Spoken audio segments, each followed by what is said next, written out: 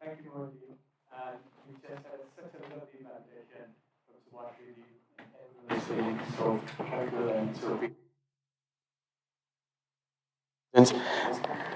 Before we start, from the organization ICAD, we would like to honor you with a shawl from one of our founder trustee, Mohanji. You don't need to stand. Is that okay?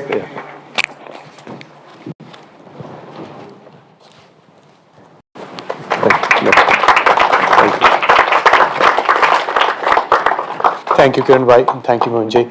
Now we can make a start. Yes, sure. Thank you. Thank you.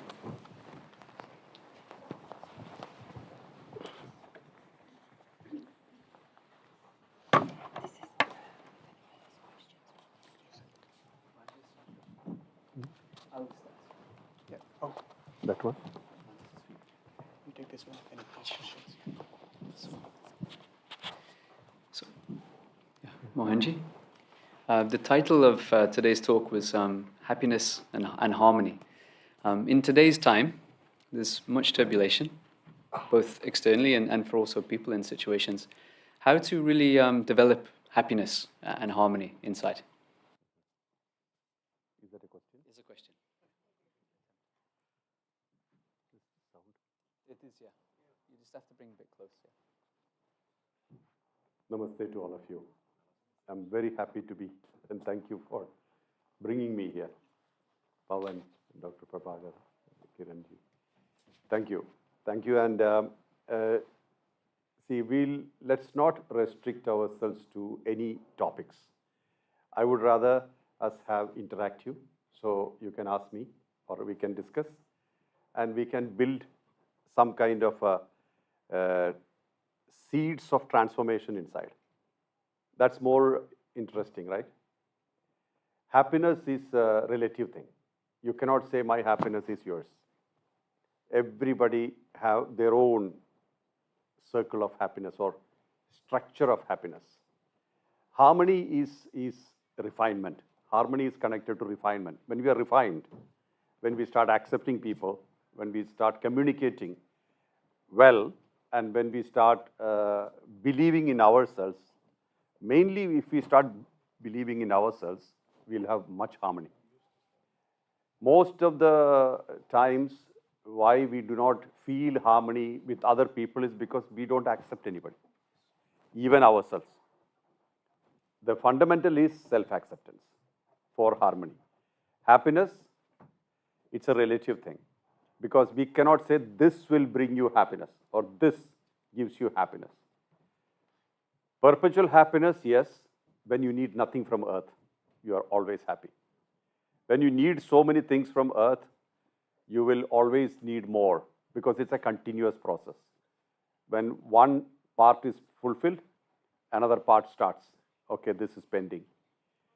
You know, I can explain to you, if you are really, really seriously interested to know details of structure of happiness, I can explain further. But when it is interactive, then it's more interesting. Yeah. So, this is roughly about happiness and harmony. They are two different things. Harmony can be achieved very easily through self-acceptance. Happiness is a relative thing, and if happiness has to be maintained, your expectation also should be less. When expectation is more, what do you get? Disappointments.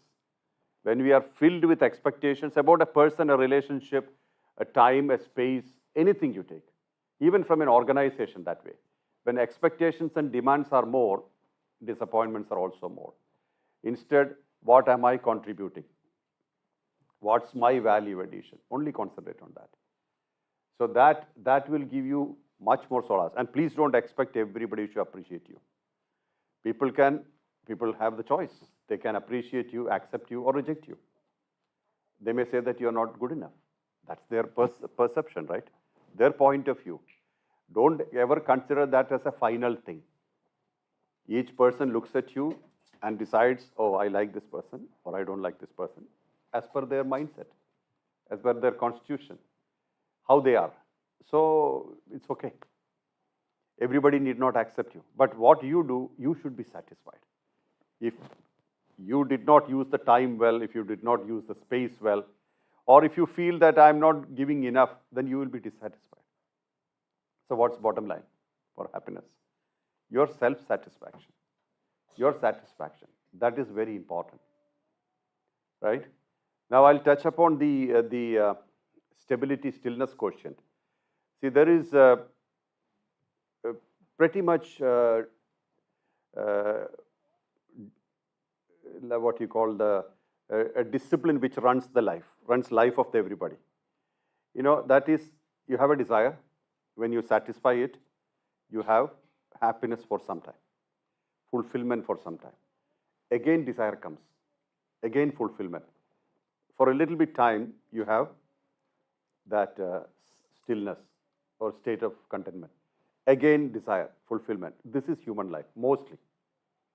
But when our awareness grows and say, this is what I've been doing all my life. Action, satisfaction, fulfillment, temporary. This temporary state is all the time working. This is exactly how this Patanjali has told this in detail. I'm not trying to explain all those things now.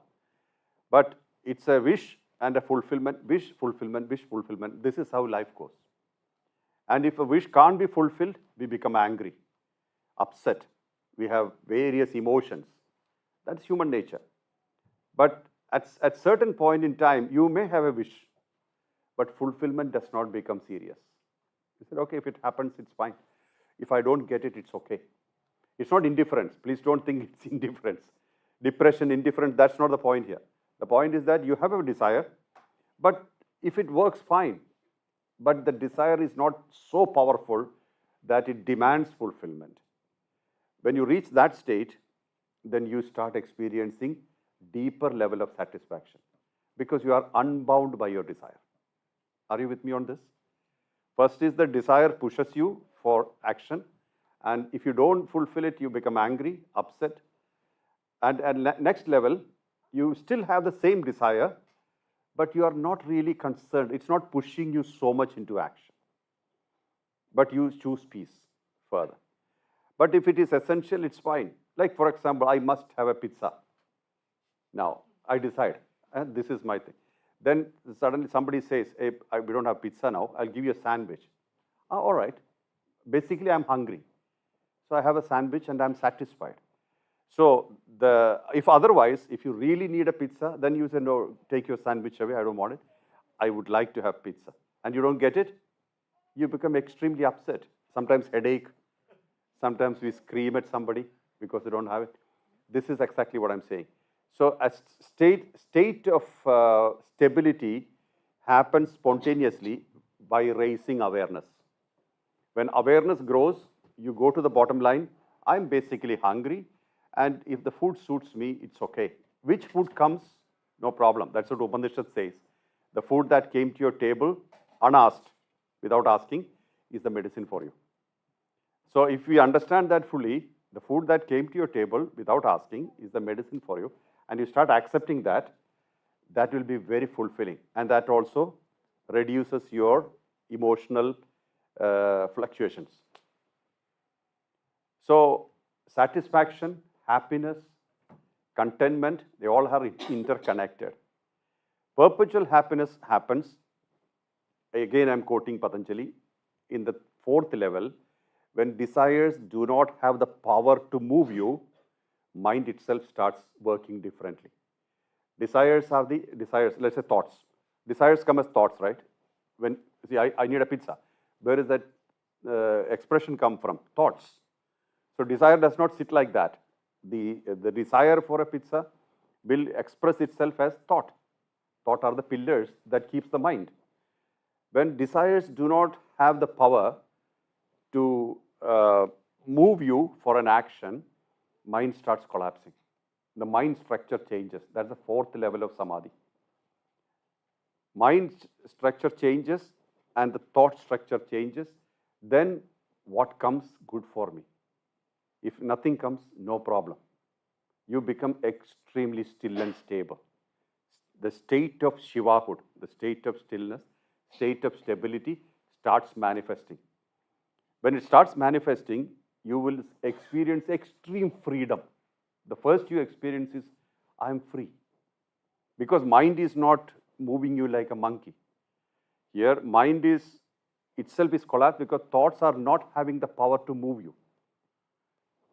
Naturally, after thought comes expression, second level of creation. Third level of creation is action. So if thought does not have the power to express, expression doesn't happen. If expression doesn't happen, how do you know you need a pizza? So action doesn't happen. Consumption doesn't happen. Then the fulfillment is connected to consumption. That also doesn't happen. So the whole cycle starts changing. Thought, word, action, satisfaction, and that goes as memory. That is what's controlling us. Oh, I wanted to have a coffee. Oh, Starbucks. What tells you Starbucks? Because of memory, right? Memory of a coffee in Starbucks tells you to go there. Otherwise, coffee is coffee. So this is how our mind works. And this is actually controlling our satisfaction levels. Most are connected to memory, even interaction with a person. Sometimes we have prejudice. Look at this guy. Oh, I know him. You may not know him. Nobody knows anybody's karmic structure. So basically, nobody knows anybody. But we don't say like that, right? I know this guy. He looks like another. So he must be like that. We already decided. So then interaction is affected. See? So you see how shallow our operating levels are. Are you able to connect to them? Yeah. Very shallow operating level. But if you accept another person, a full-fledged karmic being, a full-fledged karmic being is here, and he has his particular flavor, distinction, quality, is unique. Everything is different. And then if you have respect towards that being, life is different. So when you're stable, you'll be filled with respect because all are karmic beings. They are here for a tourist visa, with a tourist visa. Here for some time, then leave the body and go. Carry nothing except memories. So all that you earn from earthly existence are experiences. Right from childhood till death, only earning from here are experiences of variety nature. And it's not the same. Even if you have the same ice cream at the age of 5 and at the age of 50, flavor is same, but experience is different. Maybe your choice also might have changed. Instead of vanilla, you will say, I need chocolate. Because it's ice cream, but over time changes everything. Time always changes things. It's never static. Life is never static, first of all. If it is static, it's not life, it's stagnation. Means if you are every day same, then that means you are stagnating. It is not the same. So time, all this life, only what you have from life are experiences. And what you have, what's the savings? Your savings are your memories from that experience. That's exactly what the soul takes when the soul leaves the body. The desire pattern is connected to memory. Dream state is connected to memories. What you dream is also connected to memories. Experiences are stored as memories, and from that dreams are derived. Likewise, desires are also derived. All the D's are coming from there. Dreams and desires, both. So this is approximately the picture. I give you a broad picture so that you can define which level your happiness works. It's easy to know. It's not, and also another person should not tell you this because they don't know you. Another person don't understand. Even if they are living with you, they only know your mannerisms or some of the things, but nobody knows anybody clearly. Because the karmic structure that brought you life after life, which we can call as pattern, it is not easy to know. It is not easy to understand. So do not think about other people's opinion about you and start thinking, oh, that's me. That's how I am. Do not consider that. One of the fundamental mistakes that we have or we experience or we follow is that we believe others' opinions. And we carve our life accordingly. Somebody said he's not a good guy, and you start believing it. Never believe anybody's opinion. This is their perception. What you should believe? That you are a unique being. You are fundamentally authentic. Nobody like you. Your thumb impression is yours. Out of 8 billion people, you are a unique creation. So that once that's understood, then that level of satisfaction increases. When you try to become somebody, there's always a deficiency. You know, when we are imitating, we are never complete. When we are competing, we are in ignorance, because how can you compete with another karmic being? You can't. There could be similarities, but nobody is same. Everybody is different. It's your life, your experience. See, the same food is on the table. Each person's choices will be different. Have you seen buffet? So many people, they all take the food they like, right? I may like one food, but I can't expect the other person takes the same food. We all have difference. So that's understood, then we are quite good. Did I explain this properly? Or you ask me questions further? We have a microphone. If anyone has any questions to ask, I can bring it.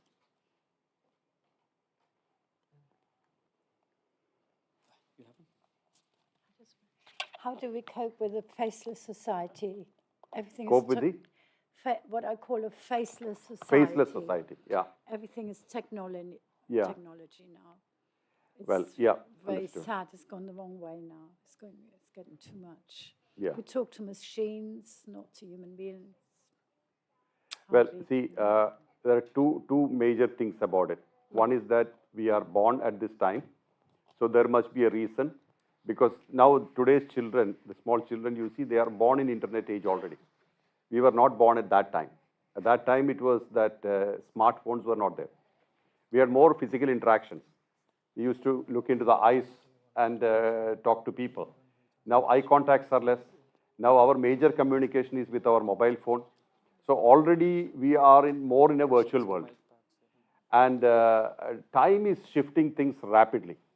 This is also part of our existence, current existence is also part of that shift of time. It changes things. How do we cope with it? We cannot cope with the outside world at all. Number one, we cannot even cope with the speed of it. Example is that we see advertisement, Apple is bringing the best phone, and we go in, stand in the queue and buy it. By the time we reach home, we see another ad. A better one is coming.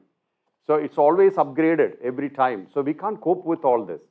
So what we should do is that we should start connecting with ourselves more. How we feel. Not that you react to what you feel, but just watch yourself. Be a witness to yourself, how you feel. And also take only what you need from the world. The world will be filled with varieties. So many options, so many temptations. But we should not chase them, because we will be destabilized if we chase them more and more. So what we should do is that we should cope, we should connect to ourselves and take what is really, really needed for us. But not leaving the basics, like we are human beings, we need to have connections, good connections, positive connections, means interactions, and we need to have all these flavors of life, because that's what we are born for. Not virtual, not only virtual.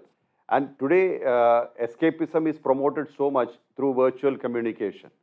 Mostly people don't eye contact, they don't want to see eye to eye, so send the heart sign through the WhatsApp. You see? So these kind of things, I mean, this is okay, because everybody cannot be met physically. But you are not trying to cope with the changing world. Instead, you are trying to stabilize into you the world where you have a stability already. Start connecting to one thing. To start with, there are three factors. One is the physical factor, body. You know, body always talks to you through feelings. Hunger is a feeling. Thirst is a feeling. So body talks to you, and body is definitely authentic. When you are hungry, body is telling, I need food. When you are thirsty, body is telling, I need water. So all these are authentic. So start feeling those and start being with those. All the feeling, water, food, sleep, all these things are authentic expressions of body. Second is mind. In mind level, how are we connecting? Are we getting carried away with the changes? Then you will always remain unstable. Are you trying to compete with somebody or trying to cope with somebody? Again, you will be unstable. But what is required is that, okay, all these varieties there, I pick up only what I need. You will not be unstable because you are fine. You are not thinking, okay, if I delay that, will I get a better one? Doesn't matter. What you picked up, that's it. You experience that thing. And when something better comes, if you can afford it, go for it. But a regulated exposure to the world is essential, not like plunging into it and then suffocating or drowning. So because today the world, the virtual world, metaverse and all these things are asking you to plunge into it to the level where you completely dissolve in it or you can't see yourself. Instead, what you should do is that you should have a regulated interaction with the world, especially now artificial intelligence. Pretty much everything artificial intelligence is doing, like it's replacing social media expressions through its own concoctions, its own cocktail. So everything is happening. So what you should do, connect to yourself, use this time to realize that, oh, I am the most authentic thing. Because I'm existing, I'm experiencing all this. And connect to yourself more and feel the stability. And from that level of witnesshood, whatever you see outside, nothing will affect you. And you can choose to take what you want or reject what you don't want. So we have to reconnect. That's the simple answer. Reconnect with ourselves. See, now, yesterday I think I was talking to Dr. Prabhakar. I was talking to a policeman and he was telling that one of the major causes of domestic violence is mobile phone. You know, because people are addicted to, children especially are addicted to games. And if parents go and tell, look here, you got to go and study, they become violent. And also they ask, okay, can you pick up some medicines? No time now. And people are affected like that. Like there's no harmony, there's no connection, there's no eye contact within. So this is all part of today's times. There is no magic wand to change it, and it will not change. This is part of evolution of awareness. Different things are happening. 40 years or 50 years ago, we did not know about mobile phones. Now, who does not have a mobile phone? Not one, few. You know. So this is exactly the sign of times. You can't change the sign of times, or the times you cannot change. But what you can do is that how you interact with it, you can change. That's up to you. How much, how long. And as an escapism, if you go into virtual world, you can't come out of it. And mobile phone addiction, very difficult to even understand that we are addicted. Most are addicted. You know, this Facebook and WhatsApp and all the social media, etc., very, very addictive. That's okay. I mean, you can indulge in everything. Like earlier, we used to watch feature films, right? Go to movie theaters and watch feature films. That's okay, like that. Now, today, we are interacting with a different world. Entertainment is okay, but when it becomes slavery, when you are fully controlled by it, then life is lost. Or the flavors of life is lost.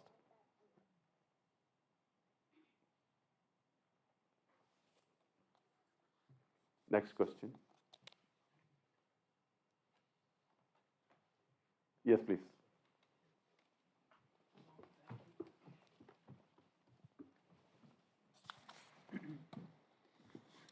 Sai Ram, Swami. Sai Ram. Swami, can you please enlighten us on the significance of deities like Ganesha and Mother, Rama, all these different gods and deities that we have, and what is the significance of them?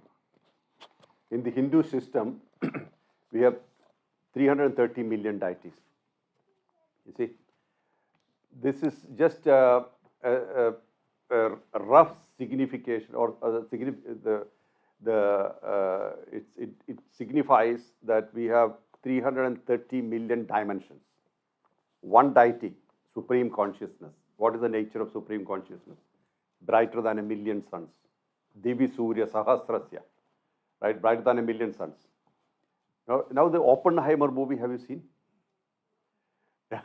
Oppenheimer movie, you know, when I was a student, actually, it was when I was 17, 18, I read the book called Brighter Than a Million Suns. That was about him. See, when the little man, that small bomb, they exploded in the deserts of Nevada, the journalist asked him, how do you feel? So he said, brighter than a million suns. That is when Lord Krishna was doing the negotiation with the Kauravas to give the Pandavas 5 cities.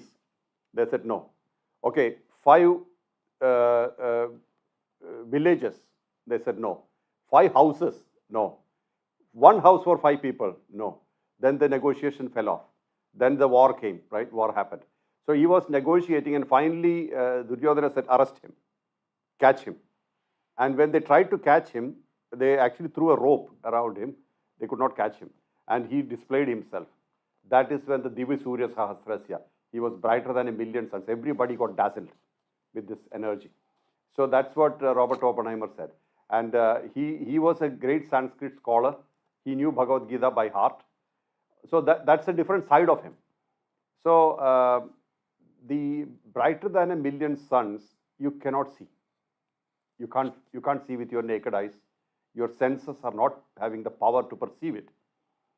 So what happened was, the 330 million dimensions, each one have a distinction, which can be depicted through a yantra. Yantra is a circuit, the energy flow circuit, like a nadis, 72,000 nadis of our system. Then mantra. Mantra is frequency.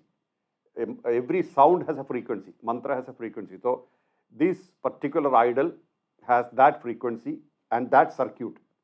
That is exactly how Prana Pradishta is done. Inducing energy into the idol is done as per the frequency, as per the circuit. So there is a form which can contain energy.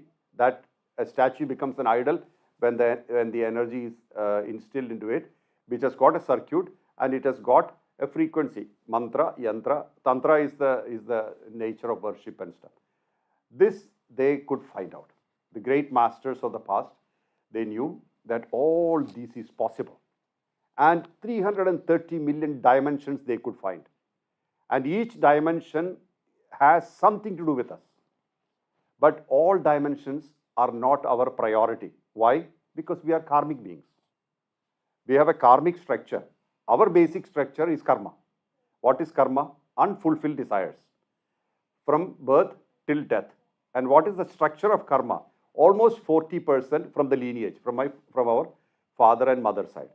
Almost 50%, let's say, what we wanted to experience, means we brought forward.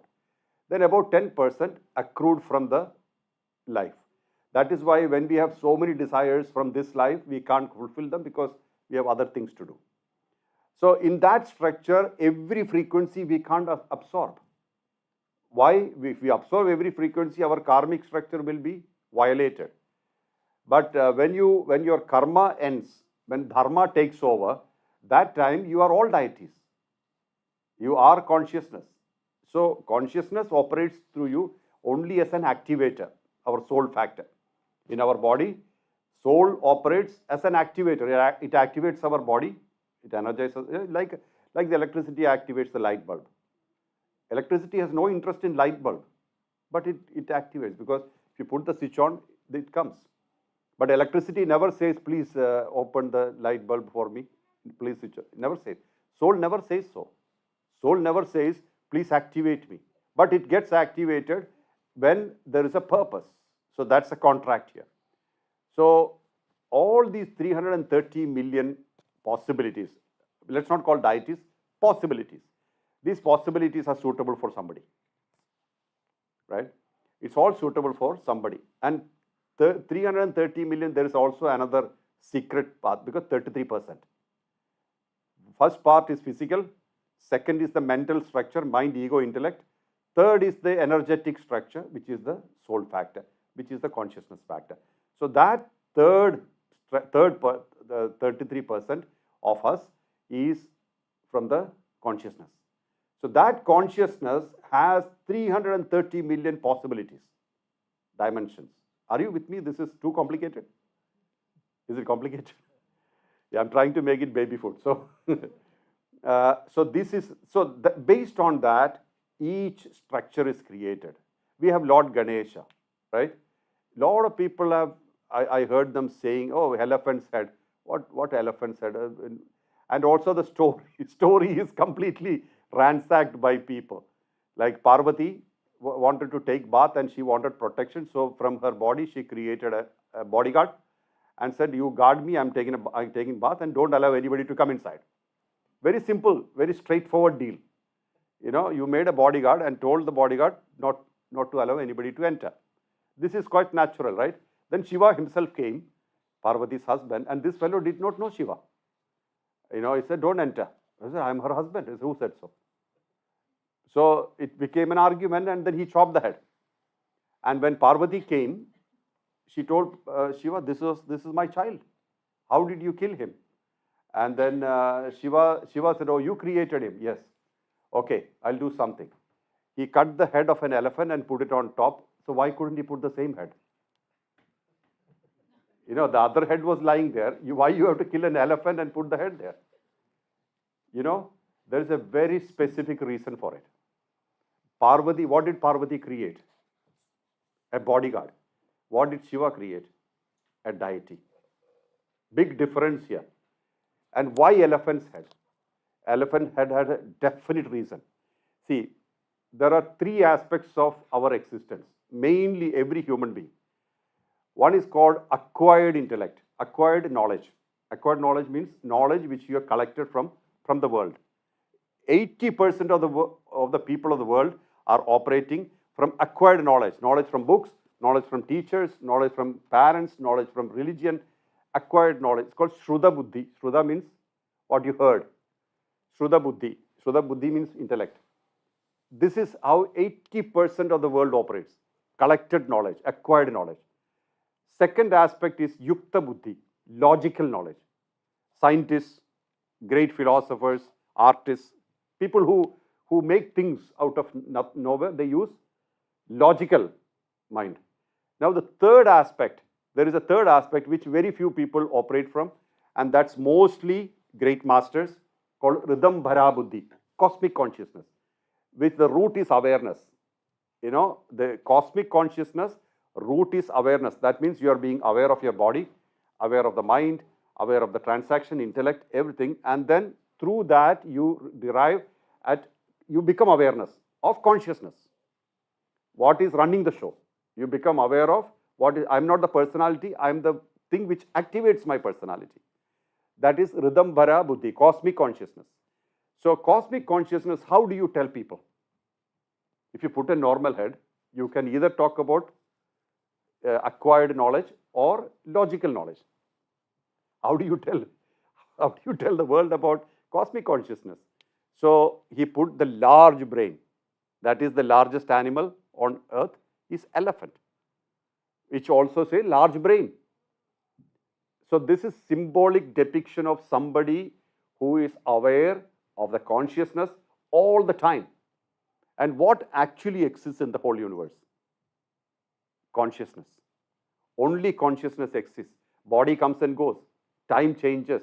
Situations changes. Consciousness remains. Right? So that is why we worship Lord Ganesha first. Because everything began with consciousness. And Ganesha represents the existence of consciousness and fully merged in consciousness, the aspect of Shiva. Shiva has two aspects. One is Muruga, the knowledge aspect, and one is the one himself, which is consciousness. And Shiva Linga is created because of that. Shiva Linga, because consciousness has no form. How do you tell about consciousness? If you say, I am consciousness, how do you know? Because we only look at personality and we are satisfied with what we see. But that's not what we are. We are the energy which is activating the personality. That nobody says, oh, I don't like this guy, I like this guy. Who cares? If you know that it's the same consciousness in him and same consciousness in you, there's no conflict. Nothing to fight for, nothing to gain. Everything is coming and going. So Ganesha, this is exactly how every deity has a specific reason. It's got an ideal. Every idol has an ideal behind it. Everything has a reason behind it. And once you understand that reason, when you look at it, it reminds you, I am the consciousness. only consciousness exists. That's real connection. Then you start connecting to the deities, and that gets activated inside us. Otherwise, we are going to Ganesha, Vakratunda, Mahakaya, Suryakodi, Samaprabha, and said, give me something. Glorious begging. You don't have to. And how can Vighna, the obstacles, be removed? Because when you are consciousness, when you are not personality, the same problem doesn't exist. When you are one personality, all your anger, hatred, jealousy, all the problems connected to you are situated with the personality. It stays with the personality. The moment you are consciousness, it doesn't exist. So automatically you are elevating yourself when you connect to Lord Ganesha. You are elevating to the awareness, I am the consciousness. That is why there is a mantra, like we in Scotland, what we do is that mantra for Arati, that Parabrahma Rupa, the structure of consciousness. Parabrahma has no Rupa. Parabrahma is supreme consciousness. It has no form. Pure brightness, brighter than a million suns. And that form is Ganesha, because we can't see that. So we created that form. That is one aspect of the deity. I'm just giving you examples. Shiva Linga, as I already told, all the atomic reservoirs of the world, even if you've seen Oppenheimer, the small baby nuclear thing they put inside had Shiva Linga form. Did you see? It was the form of Shiva Linga, because that's the form which can contain the maximum energy and store it and keep it. No other form, rectangle, triangle, circle, never holds that form or holds that energy. Those forms cannot hold that energy. That's why the form of Shiva Linga, supreme power, which you cannot describe, can be stored and manifested through that form. And we offer various things on Shiva Linga, right? Not just water. That is all connected to our sheaths, SHEATH. Because when we offer different items on Shiva Linga, we are actually cleansing our sheaths. Because storage happens in various levels, physical level, mind level, pranic level, various levels. So we are offering to Shiva Linga and we are cleansing ourselves. All right, so this is I think approximately the deity structure I said. 330 million, I don't have time to tell now. But why Hanumanji, for example, this question comes very often. Why you have a god with the face of a monkey? I said, that's the best face to be. Because what are you basically? What is the face of your mind? What is the face of your mind? Monkey mind. So Hanumanji need not be monkey, but it tells two things very clearly. Hanumanji represents your mind, but he has supreme strength. Where do you get the supreme strength? When mind is surrendered to consciousness, he knew who is Ram. Ram is supreme consciousness, walking consciousness. So when Hanumanji surrendered himself to Ram, he told Ram, look here, I prefer to be your servant because I know who you are. But you and I are one. So he knew very well he is consciousness. Knowing fully well he surrendered to Ram as walking consciousness. What did he get? Ashta Siddhis, Navanidhis. Supreme power. He can expand himself, contract himself, do everything possible. That because he parked his mind at the feet of Ram. That's exactly what bhakti feels like. Supreme devotion gives you supreme strength. Because when ownership happens, I am doing, you're already weak. Because we have capacity problem with capacity. When I'm not doing, it's happening through me. Krishna said the same thing in Bhagavad Gita, right? If you surrender your actions to me, I'll do it. If you surrender the results of action to me, you become karma sannyasi. You become a renunciate. This is the point. Very simple. It's all uncomplicated. Interpretation, sometimes people make it so complicated that you get frustrated. So forget about all this. Look at it very, very logically. You will understand that every deity has a reason, purpose. It's a reminder. All deities are reminders. Shakti, like recently I answered the question. It was not in England, somewhere else. That Sati died, Shiva's first wife. Sati jumped into the fire and died.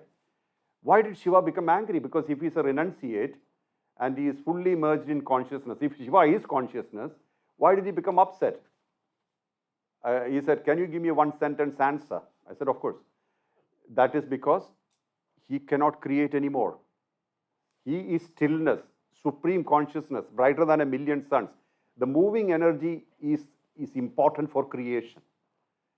Prana, apana, vyana, udana, samana. What is this? All are moving energies, right? And where is the real moving energy in us?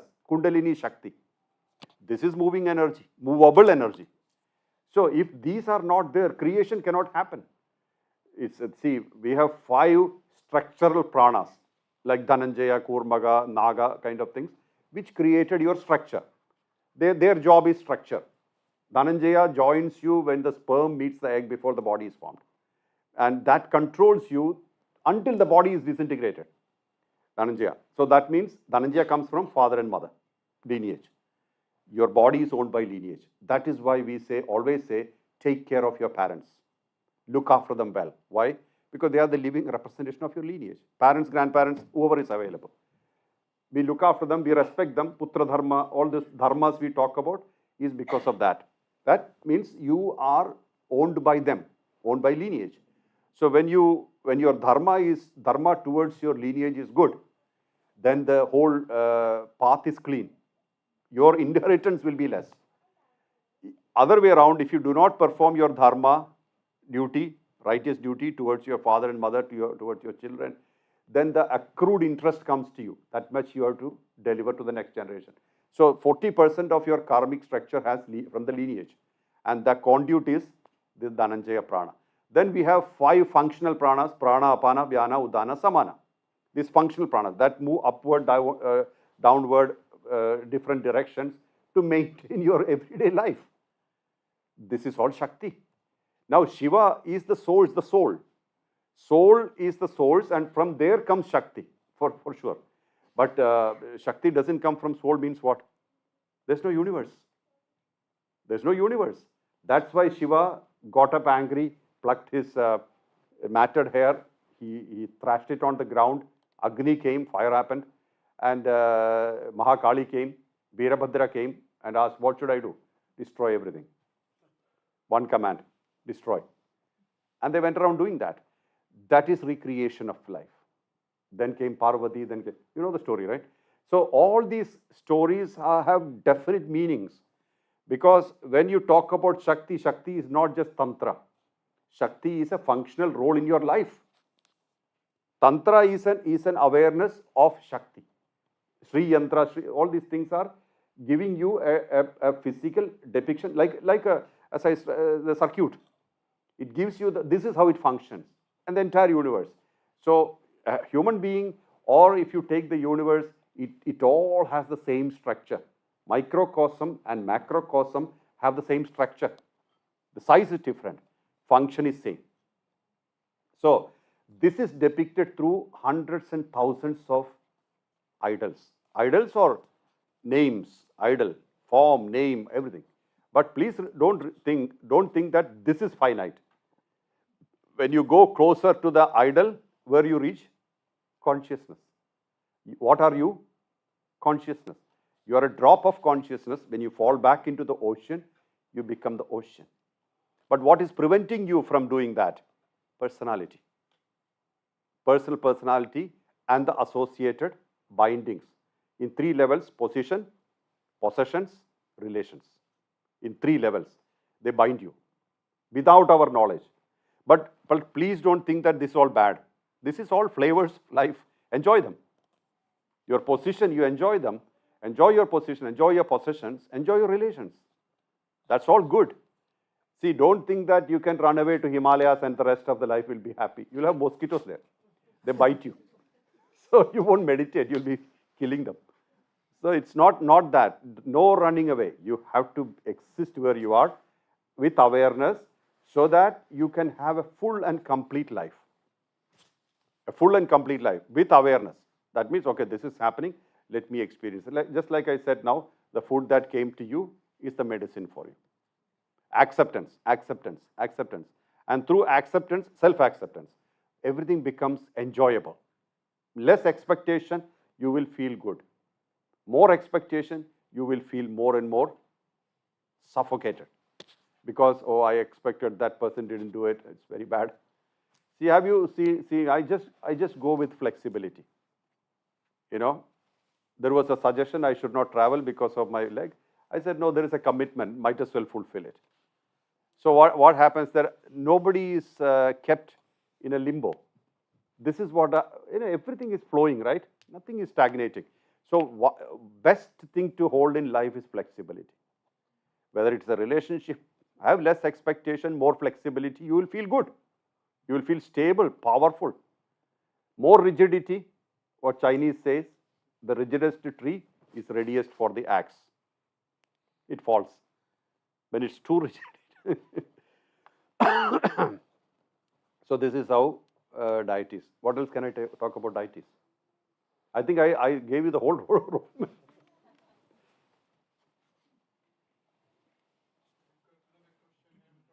Yes, please, go ahead.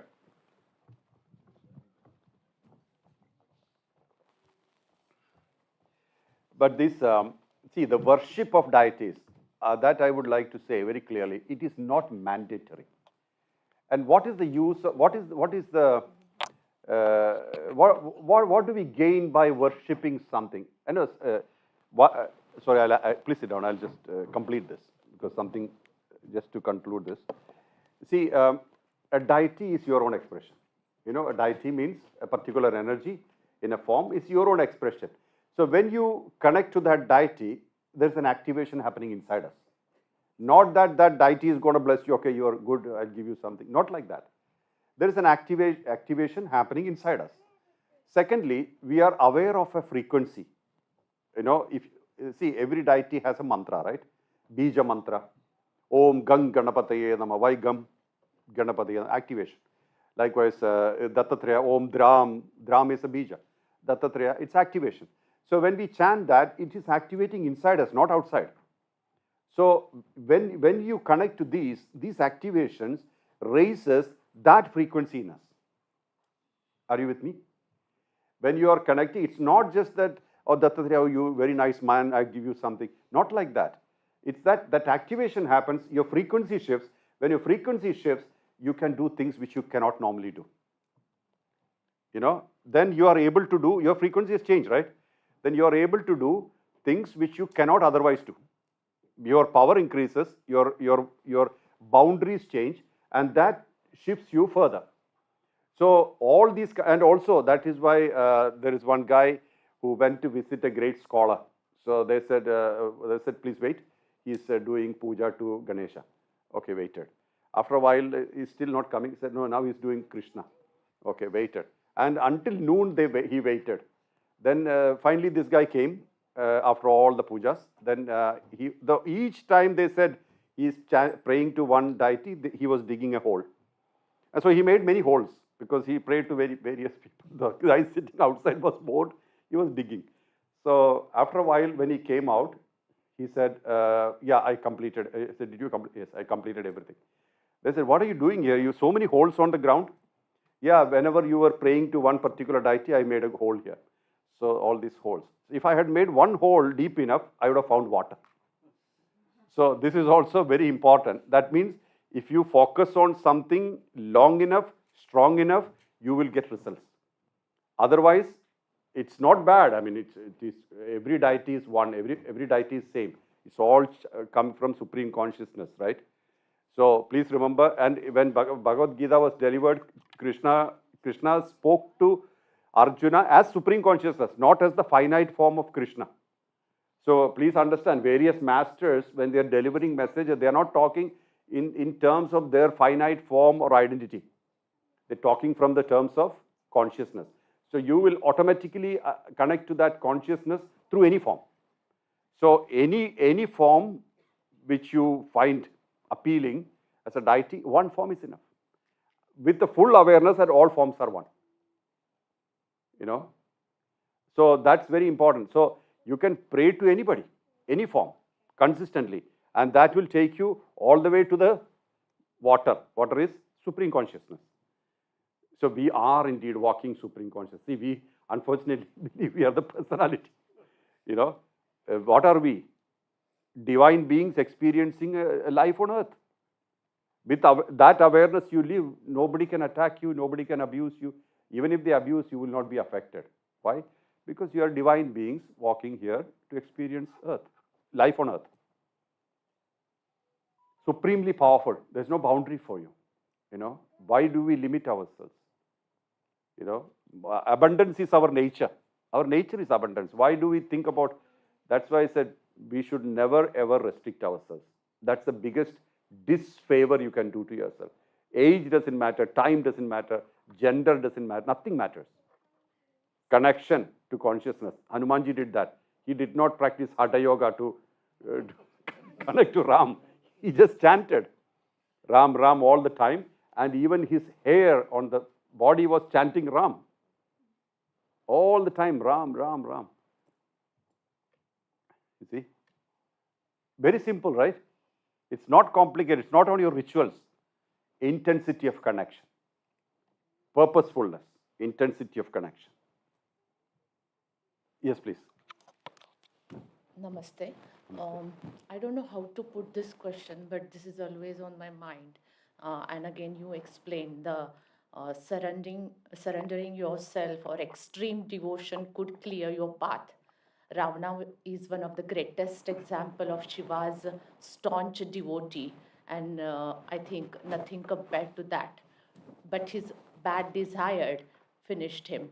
Why did not Ravana? Ravana. Why did not his devotion or surrender to supreme consciousness Shiva changed him to Good understand that he is doing wrong? Good question. Or maybe people who they want something that is not right would be devoted and asking to God to make it happen. So how it can be justified? The devotion, the surrender, or the desires that finish, and why don't they understand if they desire, if they devoted that much? Okay. Thank you. That's a good question.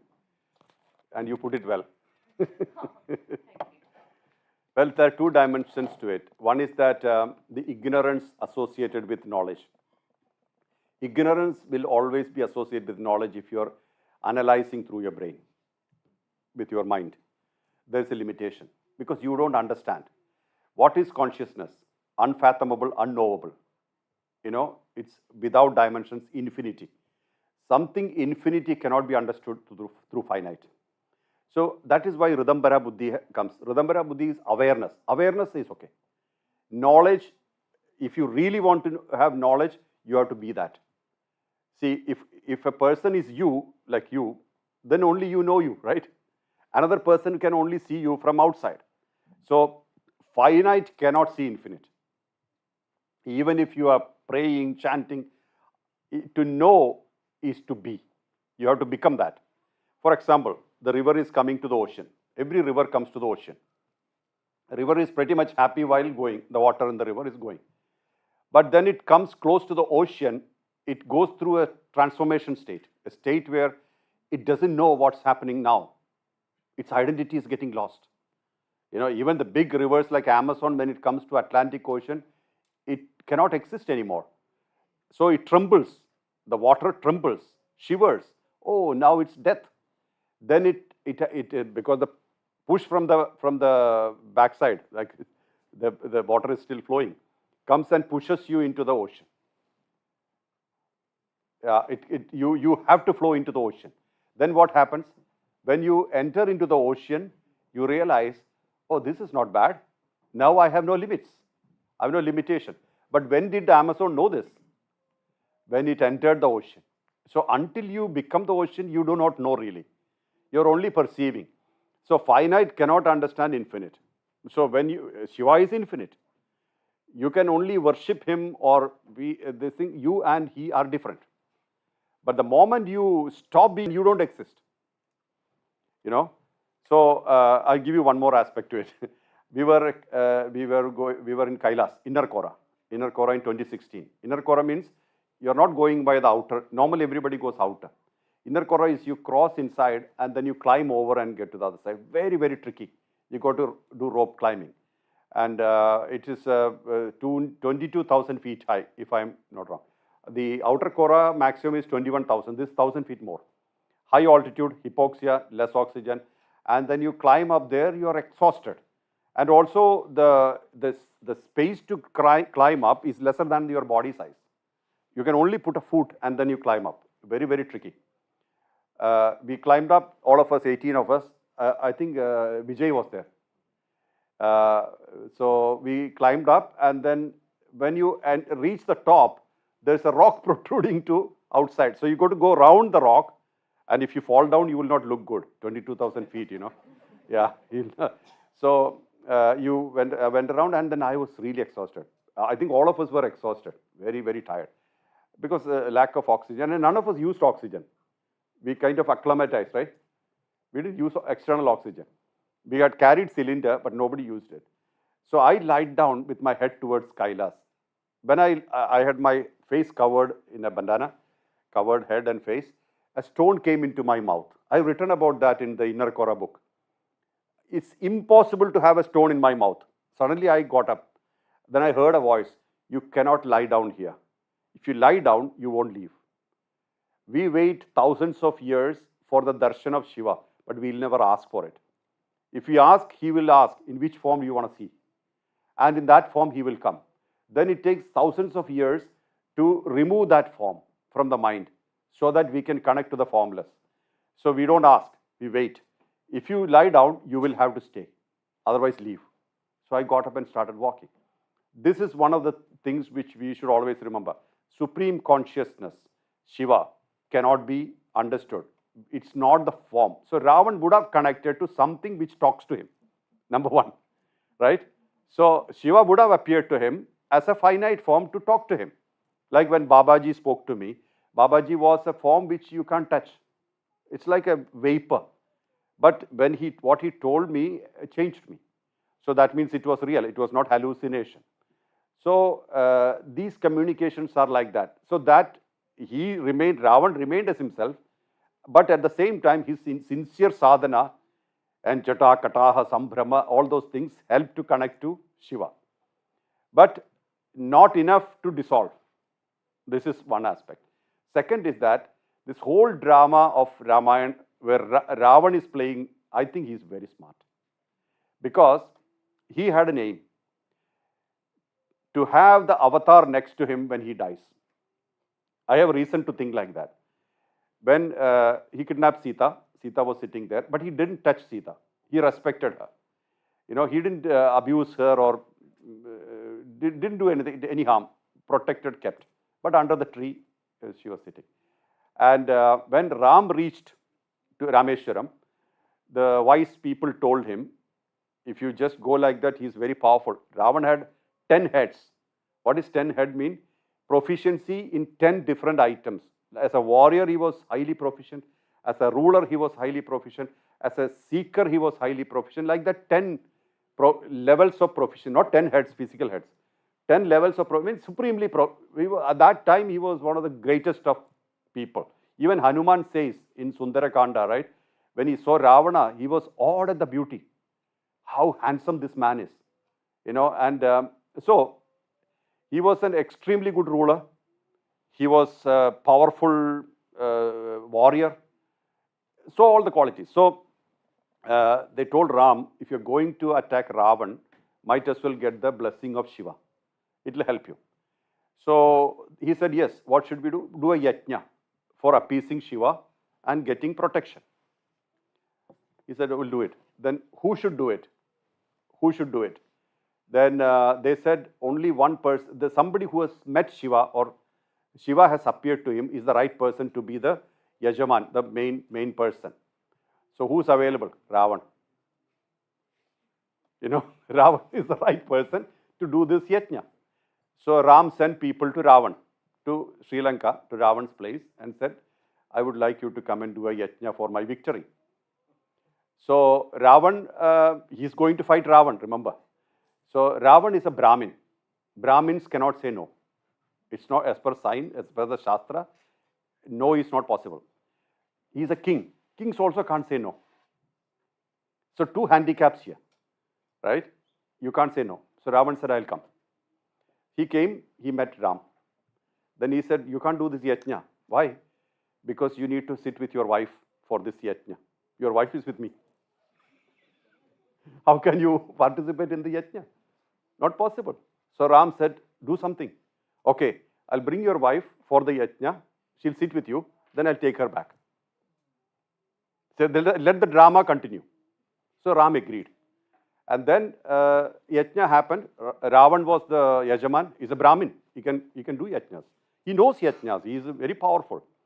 He did everything with perfection. Shiva came and blessed for Ram's victory. You know. So finally the yajna was over, and you have to give dakshina. See, everything you have to give dakshina, right? So dakshina has to be given. So Ram said, I would like to offer you dakshina. So Ravan said, you have nothing with you. You have no money. You don't even have a kingdom. What will you give me? So Ram was in actually bad shape, right? He was in forest. He doesn't have a kingdom. But he has to give dakshina for the yajna he conducted. So Ram said, that's true. But you asked me something which I can give you. So Ravan said, when I die, you should stand by me.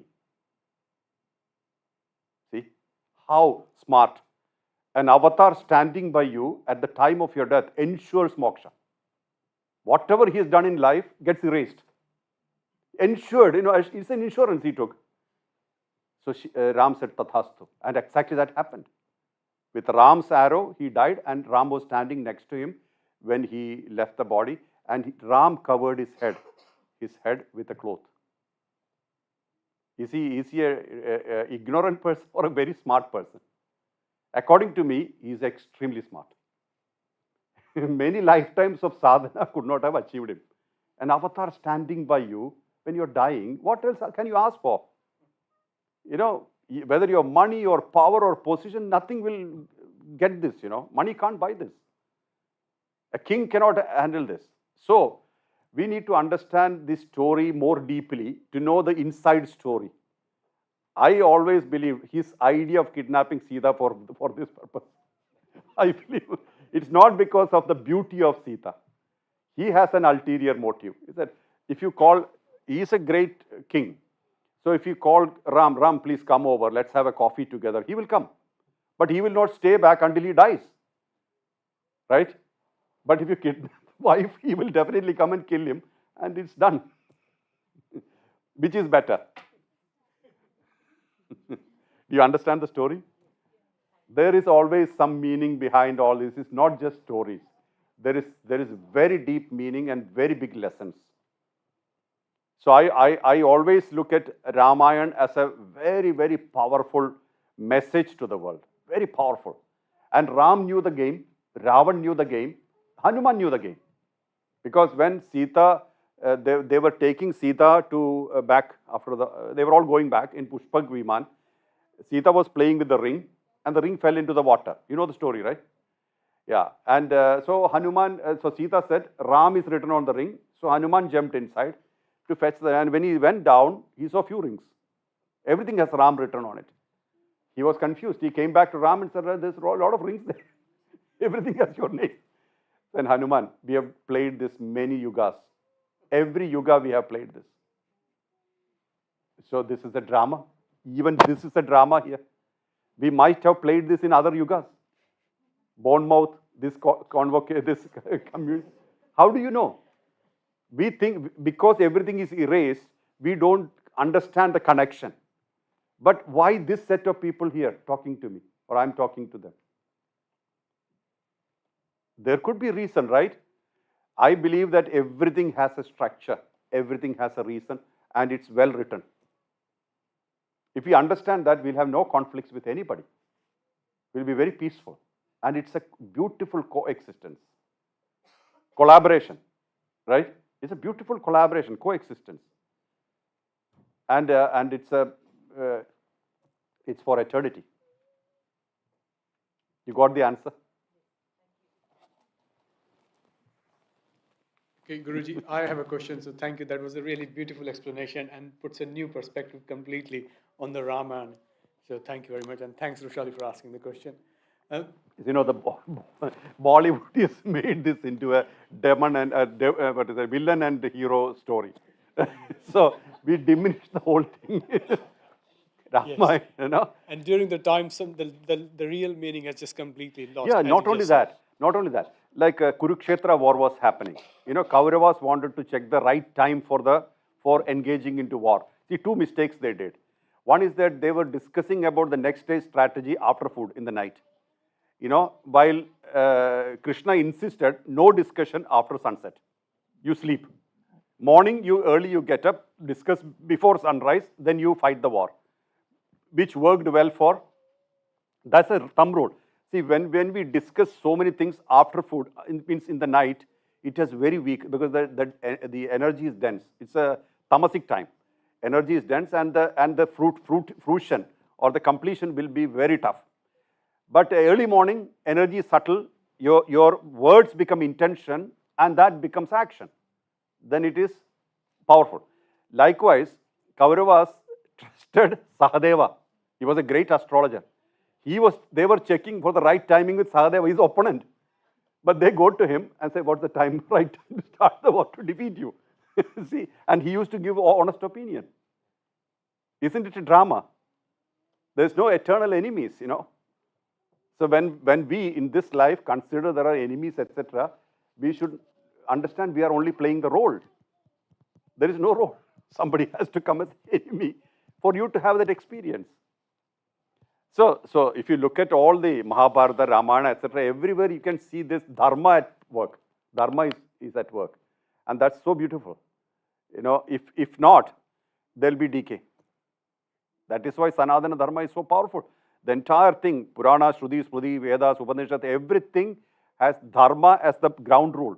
Dharma, Sanatana Dharma simply means basic ground rules of existence. And you can see it in action through these stories.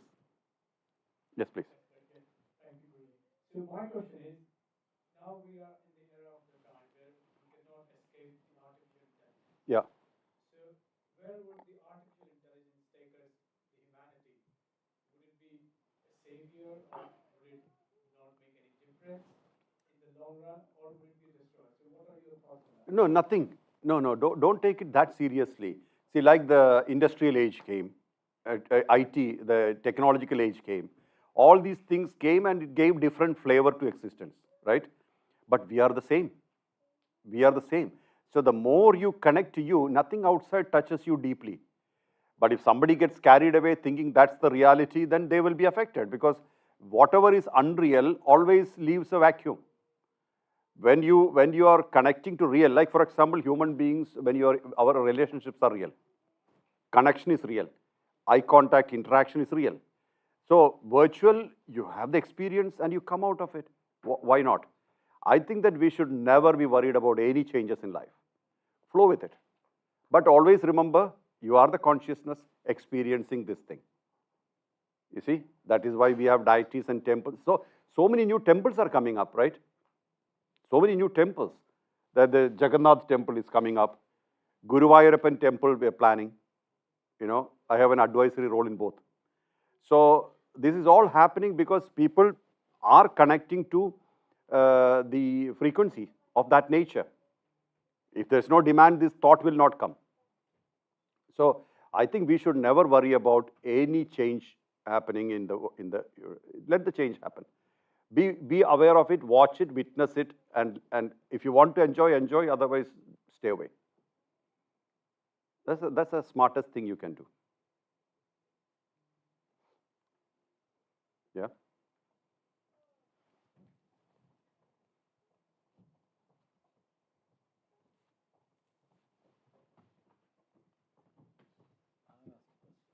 The mic is going there. Yeah, after that. You don't need a mic to talk to me. Yes. I believe we are all God creation, all human beings are God creation. Yeah. And in that case, why God is creating some as a good human being, some as a criminal, some as a terrorist?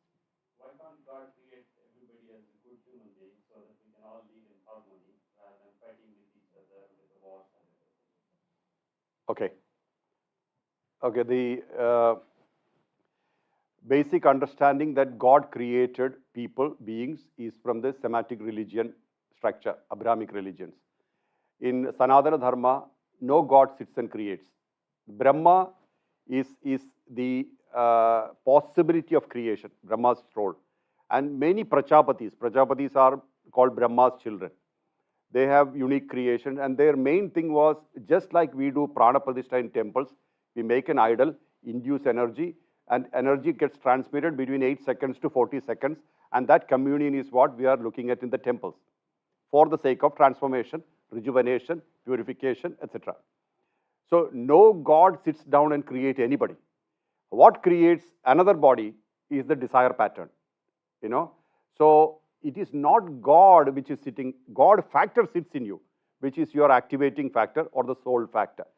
So in us, our soul never told you whether to do something or not to do something, did you?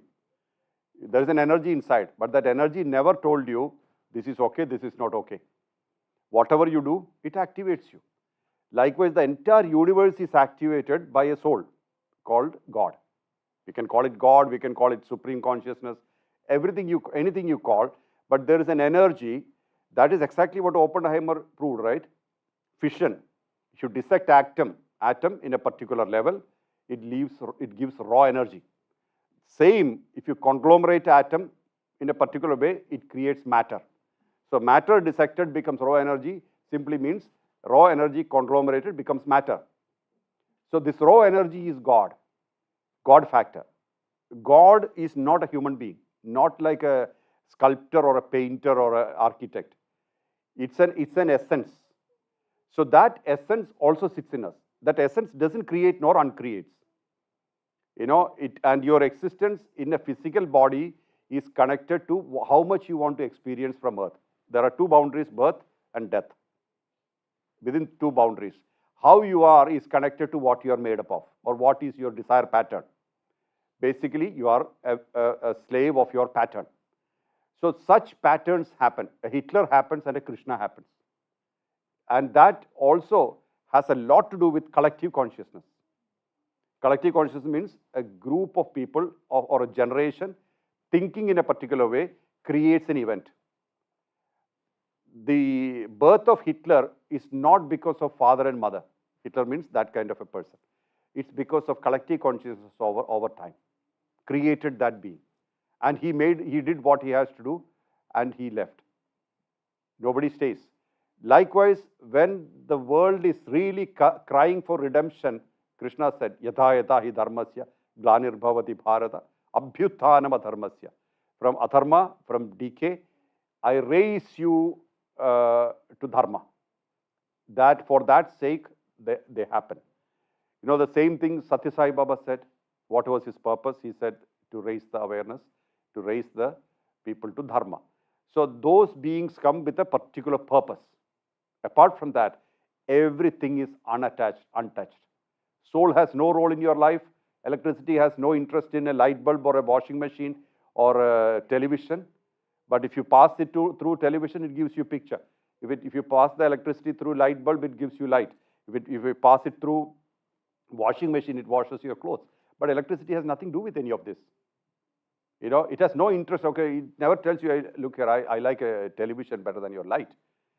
Same like that, the soul never tells you which body it wants. It has no interest. Petrol has no interest in your destination. Soul has that nature, completely neutral, completely open. It gives you life. And body or our life is a combination or a marriage between gross and the subtle. Gross is physical body, mind, intellect, ego. Subtle is whatever activates it. Shakti and Shiva, or spirit and soul. Shakti and spirit and soul comes into the body, you have life. When they leave the body, you have death. So this is very simple. Nobody is carving or deciding your structure except your own desire patterns. So each body, when we take new bodies, this software is entered already when you take the body. The desire pattern decides the body, not even after. It tells, okay, you must take a body because you have all these desires. And that brings, and it has to do with the consciousness of the time. It has to do with your own desire patterns, your family lineage. Everything is connected, and it's like milk and water. You cannot separate them. They're all together, and that produces a man or a woman or a bird or an animal So everything is like that. There is the first level of creation probably had nothing to do with it. Means the Prajapatis, when they started creating, all the Prajapatis had the power to induce energy into body. That is how creations happen. Like we do Pranapadishta, similar method, similar structure, first level of creation. And please don't think that this is the only place they can create. This earth is now already this much old. There are other earths forming at certain times. There are different worlds, lokas happening. And each loka is a frequency or a multiple frequency like earth. Various types of frequency. Kailas has a frequency, London has another frequency or different frequencies. And we connect to those frequencies which suits us. We cannot connect to a frequency which doesn't suit us. See, how many of you would have shifted houses because that house was not suitable? Why? Your frequency is not compatible to that house. But another person would say, oh, that's a good house. His frequency is compatible. All relationships, all places, all times are all connected to such frequencies. So God has nothing to do with us. God has no interest in us, basically. The God which we think as God. But it's a human body. See, our perception of God is like a king, mostly, who sits on a chair and says, oh, you're a good guy. Okay, I give you a toffee. Another person, I beat you. Now, if you don't obey me, I'll kick you out. This is not God. God has, come on. It's so boring, 8 billion people and you're watching how many people go to toilet. You'll get bored with this. You see? So God is not that kind of a structure. That's a wrong understanding. And there is no heaven and hell waiting for you. What is waiting for you is your own karma. Karma means unfulfilled desires. What you could not complete now, that waits for you and asks you to take another body. That's it. So let's understand God clearly. That's why I said God's nature, if you can ever say, is first of all unknowable, ununderstandable. It's vast than the vastness. And the created universe, they say, it's almost like a pimple on Shiva's face. Shiva is not a human being. Shiva's face means it's a very small aspect in the whole consciousness. Created universe, which is all the galaxies and all put together. It's very small compared to the size of the consciousness. And Earth is just like a pebble here. Not even a pebble, like an atom. Small ball. And in which human beings, still tinier. All we have in abundance is ego, nothing else. So we're trying to perceive the whole consciousness sitting here. So that's the nature of God. Unfathomable, you can't understand. When you become that, then you have nothing to say because you don't come back and tell what it is. While you are perceiving it, you can have any kind of imagination, but when you dissolve into it, you are that. That's it. There's nothing else to say, nothing else to think because everything dissolves. When unit becomes ocean, when the drop becomes ocean, drop has no identity anymore. So God is that simple. So there is no, God is not saying, okay, Krishna, now you go. It's like a drama. Hitler, you go, you sort out these things, then I'll send somebody else. Then America joins, everybody joins, then attacks. This is not like that. You see? Yeah. I hope this is clear. Huh? Yeah, here. Birubai. Mic is coming for you, for others to hear.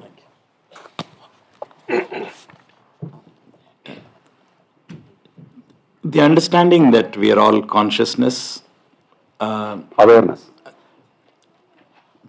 So I am a part of the supreme consciousness, but I am not aware of it. How do I maintain that awareness? What are the different paths that, or techniques, or little tips that can be given to people like us who are just aware, I just sort of know, or by a book or by somebody like yourselves telling me that I am part of the consciousness. Maybe I've had an experience as well which gives me that little glimpse of it. But the awareness that I am a part of the consciousness. Because if that awareness is maintained in everybody, then as you said, there is no conflict. And today's world, all we see around us is nothing but conflict. Yeah. So that's one question. Let me answer that first. Okay, fine. You know, there are, see, the system tells you about bhakti, devotion. Devotion is, you understand, devotion, simple example is Hanuman and Ram. Hanuman understood what is Ram, supreme consciousness, and walking, talking to supreme consciousness. Hanuman did not know Ram is supreme consciousness initially. How he connected to him was that he was a stranger in the forest. And Hanuman was a one nar. One means forest, nar means forest man, means a tribal. So when he saw some stranger in the forest, he looked at him, what are they doing here? Then he connected to them. Then he realized that, so it had its usual thing. And so initially there was no connection. Just like us, we see a master or a person. Initially we only see the physical, right? How he talks, how he walks, how he smells, this kind of thing. After that, you start connecting deeper. Hey, look here, this guy seems to be making sense, or something like that. And then you go deeper and deeper and deeper. That's bhakti yoga. And then you connect with devotion. Devotion is emotion clarified. When you are, see, there are people various nature. One is physical people. Physical people are plenty. Eat, drink, sleep, that kind of thing. And mainly not worried about whether the world goes upside down or as long as there is food, it's okay. That another type of people are emotional people. They are all watch soap operas and they cry for nothing. And all these kind of things, drama. So for those people, maybe bhakti yoga better because with emotion they connect to. So their connection is through emotion, which is not bad, which is very good in fact. Easiest also, because you can actually surrender, sing, chant, feel, merge. That is how it is. But for bhakti yoga to fruition, it should be like Chaitanya Mahaprabhu or Mirabai, where there's nothing else. You know, when a saint said, when a big master said, I will not go to see Mirabai because she's a woman. So Mirabai said, what woman? I don't see any man in the world except Krishna. Is he a man? So he can't see men when she's only seeing Krishna everywhere. So that level of bhakti where your object of worship is the only reality, then you are actually in the verge of merger. And where will you merge? Not initially into the form, but actually to the consciousness. Then Jnana Yoga, you are actually contemplating on a philosophy or a word or a teaching. And through the teaching, you understand all these are words. Words have no meaning beyond a certain level, but the what activates those words had meaning. The Jnana Yoga. So through contemplation, through analysis, through connection, you connect to consciousness. Second level, based on your own character. Because nobody can say you only follow this, because we are all mixtures. So we sometimes use bhakti, sometimes jnana, all these things help. Then comes karma yoga. Karma yoga predominantly purifies you. You are serving people selflessly. You are serving, you're sharing what, not even don't use the word serving. You're sharing what you have comfortably, whatever you have in comfort, means you can share easily with people who don't have it. Nobody in the world has deficiency. You don't have to share money. You can share, if you don't have money, you can share time, you can share knowledge, you can share skills, you can share anything you have in abundance to people. So what happens then? Through sharing, you purify. So again, what are you learning there? Nothing belongs to me. I'm just a custodian. So karma yoga basically purifies you. And if you're counting it, it becomes meaningless. If you are not counting, it becomes meaningful. So this is karma yoga. Then there are many other paths, but I'll tell about Raja Yoga, the path that I follow. Raja Yoga path in which that you are that. You connect to yourself, start going deeper and deeper, find you civilize in yourself and understand that everything that you see is you. So I tell that be you. Fundamentally, self-acceptance. Through self-acceptance, you do not have any conflict with you. You do not have any conflict with the world. That is, these are all different paths, so you can choose what suits you. But it's all taking you to the same destination, where same ocean. Which river you like, you choose. But all the rivers eventually merge into the same ocean. And that merger into the same ocean makes you completely dissolve. Means you're not separate as anything. All identities, personality, everything dissolves. So this is something, that's why in our system we have said brahmacharya. It's time when you pick up subjects and you learn and you develop skills for life. Then grihastha, time when you expound your knowledge and earn money, earn the existence. Then vanaprastha, realization that nothing that you earned will travel with you further. Means whatever you collected, you earned, you experienced, you enjoyed. Now this is all staying back when you die. Vanaprastha is the time of awareness. Second, last is sannyasa. Sannyasa means what is the reality? Think about that. That is why people used to put name Narayana, Krishna, Shiva, all that to people, because that is a reminder. You know, when you call, hey Narayana, come here, it's a son, come here. So that means I am Narayana. Narayana means destination of man. Destination of Nar is Narayana.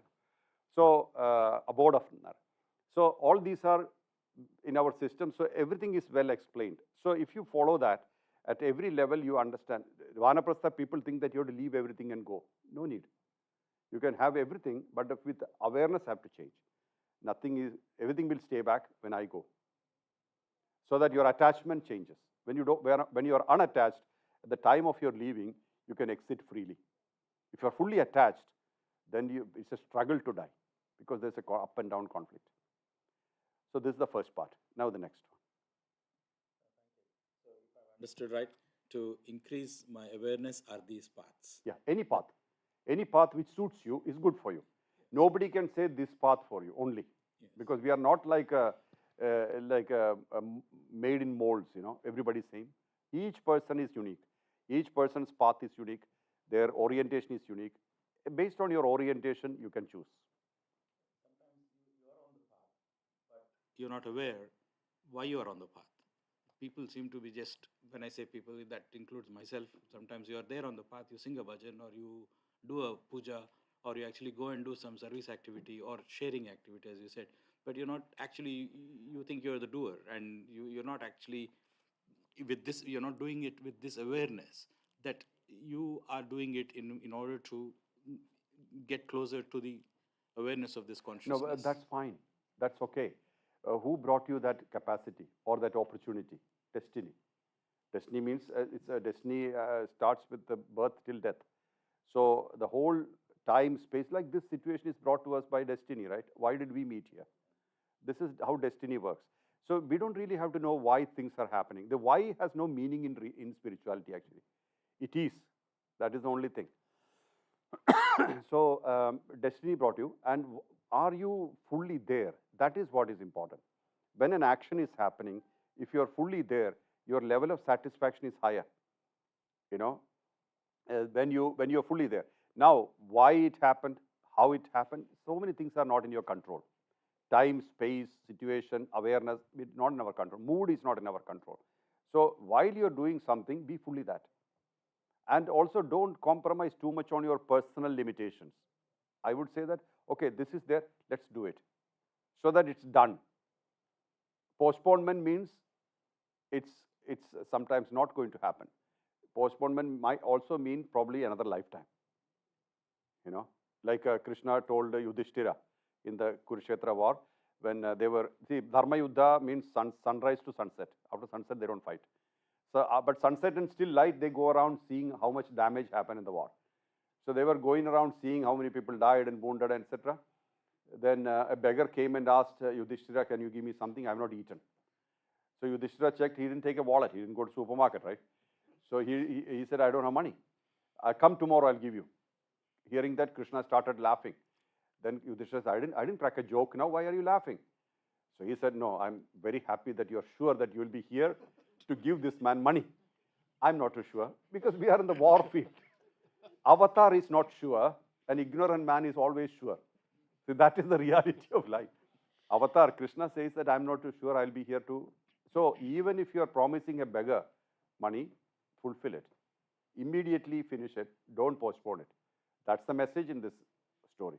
So everything you complete it as much as, because tomorrow, like one man was writing a book called 10 Modern Day Spiritual Masters, and he decided I'm one of them. So he asked me a question, if you die tonight, what will be the last thing you do? I said, I'll sleep. But what will you do? Said, the idea that you have to do so many things itself is an illusion. See, we are not doing anything, right? Time and space and things are provided, so you are just being there.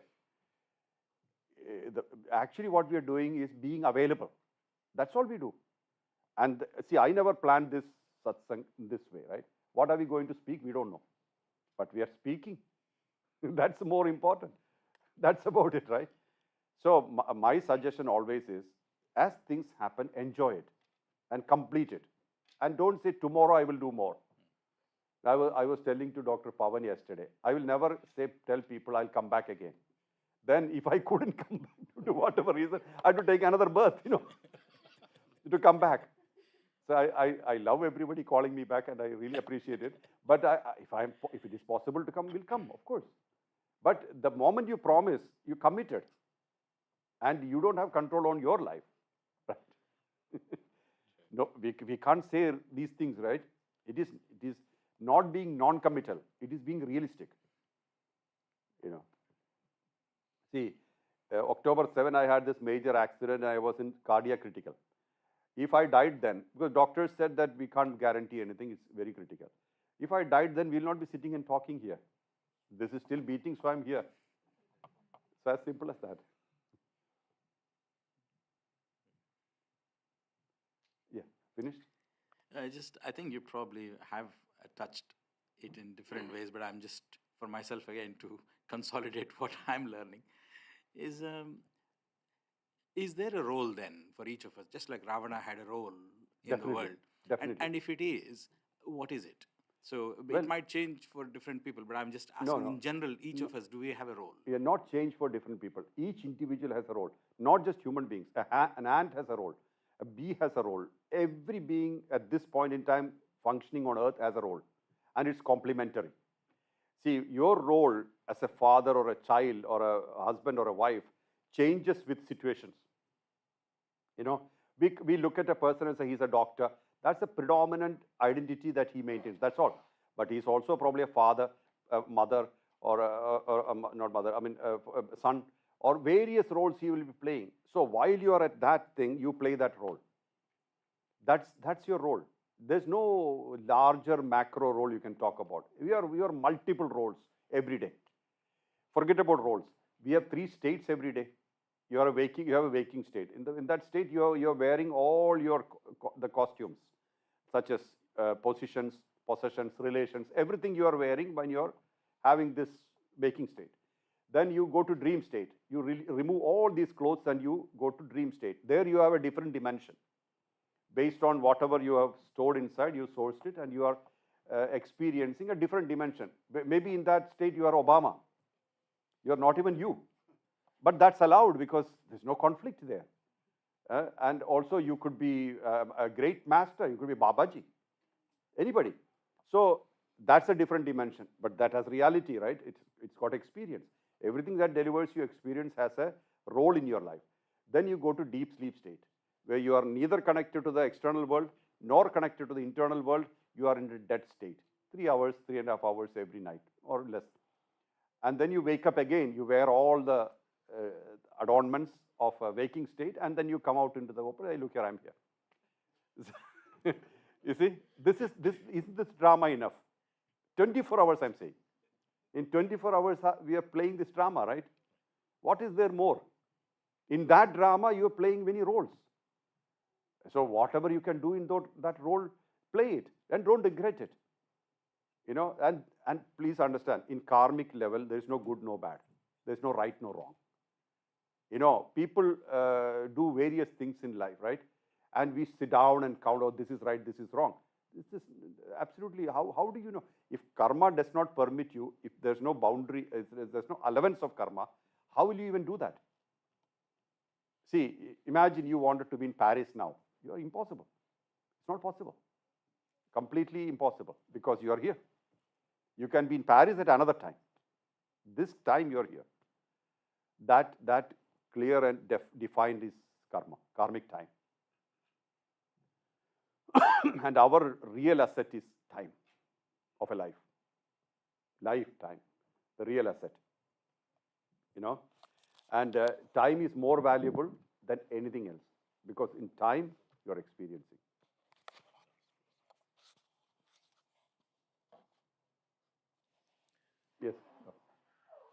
Thank you, Guruji, for all this enlightenment we are having here, and I'm sure all members are really enjoying what's gone on.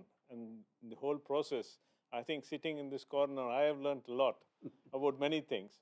But one thing I can't fix is time, as you spoke just now. This time is the problem I feel always.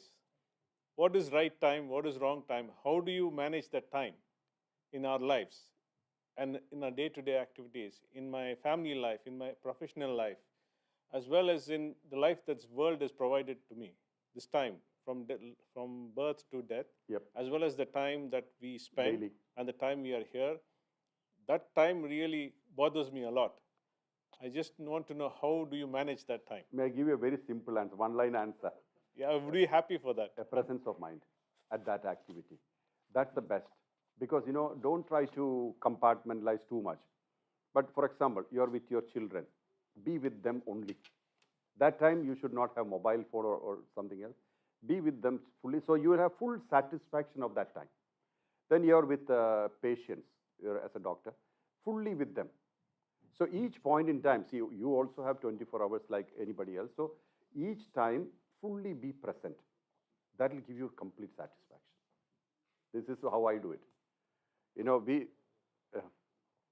We cannot extend any time. Then if you want me to stretch it further, prioritization.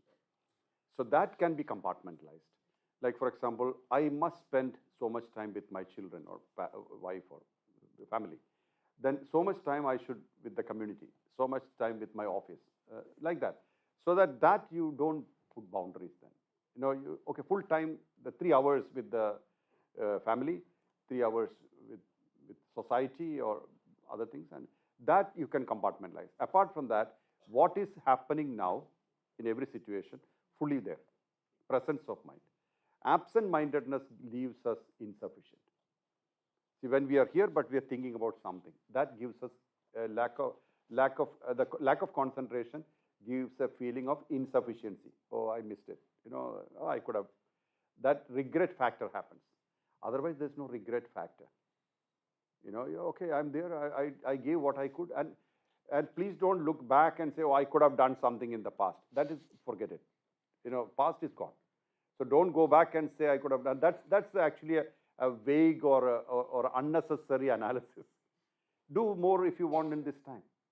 I sometimes tell people I was not thinking when I did it, so I would like to do it again. That's okay, because we can all never ever be afraid of failures. Failures are good lessons because it stops the thing for a certain time and makes us do better.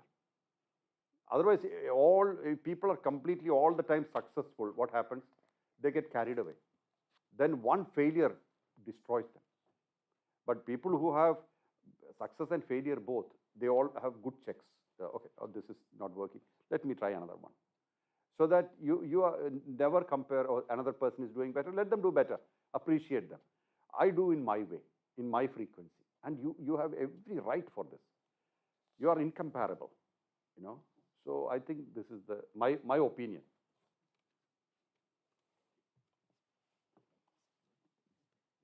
How much time we have?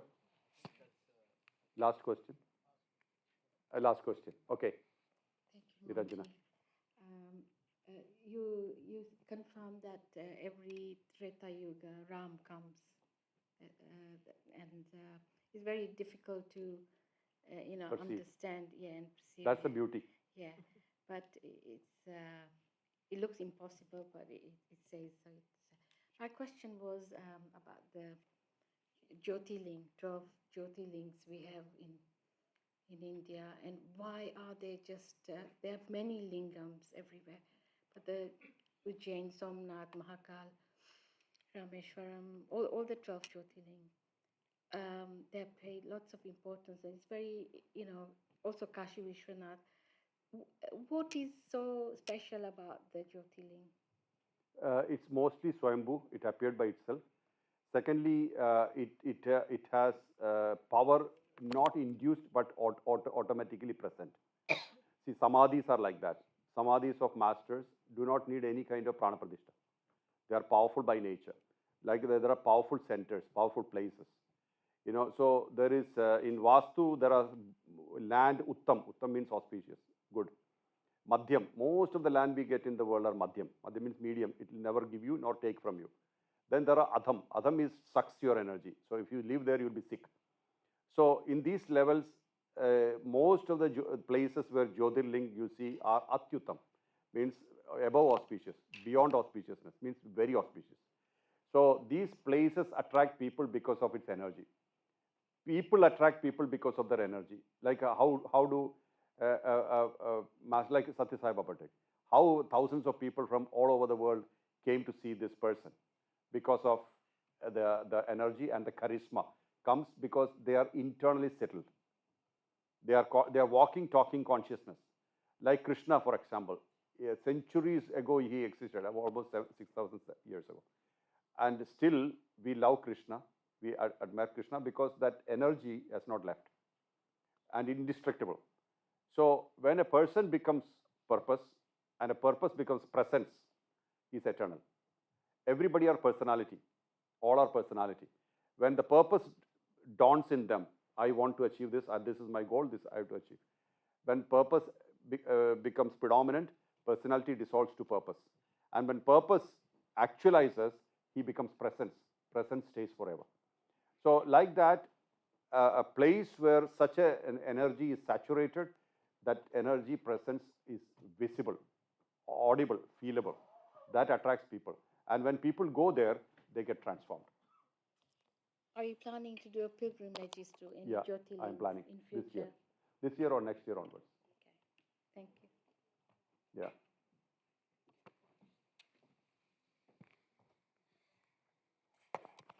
Thank you, and it was nice meeting all of you. I hope you enjoyed, and we'll stay in touch. Yeah. Anybody doing conclusion? Yes. Thank you so much. Lots of love. Thank you, Swamiji. It was really good session, and I'm sure just like me, everyone really enjoyed it.